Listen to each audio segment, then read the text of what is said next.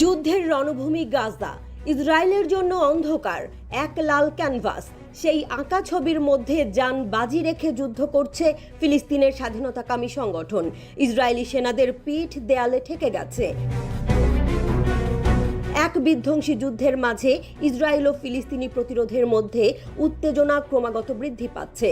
গাজার উত্তরাঞ্চলে সশস্ত্র সংঘাত এখন চরমে পৌঁছেছে, আর সেই যুদ্ধের অন্যতম চমকপ্রদ ঘটনার কেন্দ্রবিন্দু হল ইসরায়েলি বাহিনীর বড় ধরনের ক্ষতি এবং ফিলিস্তিনি যোদ্ধাদের শক্তি প্রদর্শন।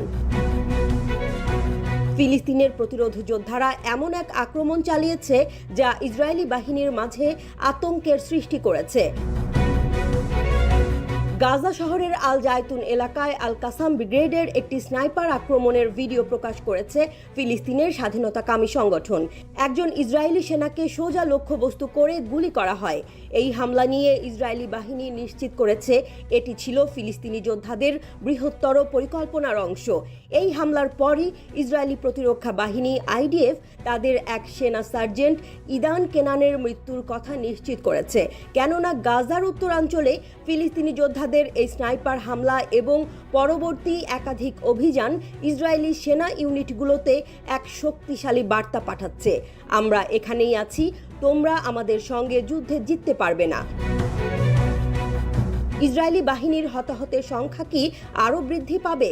ফিলিস্তিনের স্বাধীনতাকামী সংগঠন জানিয়েছে তারা শুধু স্নাইপার হামলাতেই থেমে না থেকে আরও কয়েকটি আক্রমণ সফলভাবে চালিয়েছে।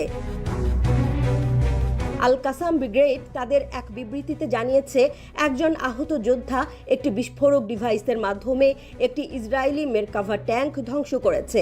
একাধিক ইসরায়েলি সেনা হতাহত হয়েছে। এই হামলার ফুটেজ প্রকাশ করেছে ইরান সমর্থিত গ্রুপটি, যেখানে দেখা যায় এক বিশাল বিস্ফোরণে জাবালিয়া শহরে ইসরায়েলি সাজোয়া যান উড়ে গেছে। জাবালিয়া এখন গাজা যুদ্ধের সবচেয়ে ভয়াবহ সংঘর্ষের সাক্ষী। এরপর ফিলিস্তিনি যোদ্ধারা আরেকটি বিস্ফোরক ঘটনা ঘটিয়েছে। তারা ইয়াসিন রকেট ব্যবহার করে ইসরায়েলের D9 সামরিক বুলডোজারের ওপর হামলা চালিয়েছে। জাবালিয়া শহর ইসরায়েলি সেনাদের মৃত্যুকূপে পরিণত হয়েছে। ইসরায়েলি বাহিনীর জন্য এটি এক ভয়াবহ পরিস্থিতি, যেখানে প্রতিদিনই তাদের সেনাদের প্রাণ ঝুঁকিতে রয়েছে। এই সব কিছু দেখে মনে হয় ফিলিস্তিনের প্রতিরোধ যোদ্ধারা তাদের সামরিক কৌশল এবং পরিকল্পনায় এক নতুন যুগে প্রবেশ করেছে। তারা শুধু প্রতিরক্ষা নয়, বরং আক্রমণাত্মক কৌশলও অবলম্বন করছে। এই ধারাবাহিক আক্রমণগুলোর মধ্যে একটি বড় বার্তা রয়েছে।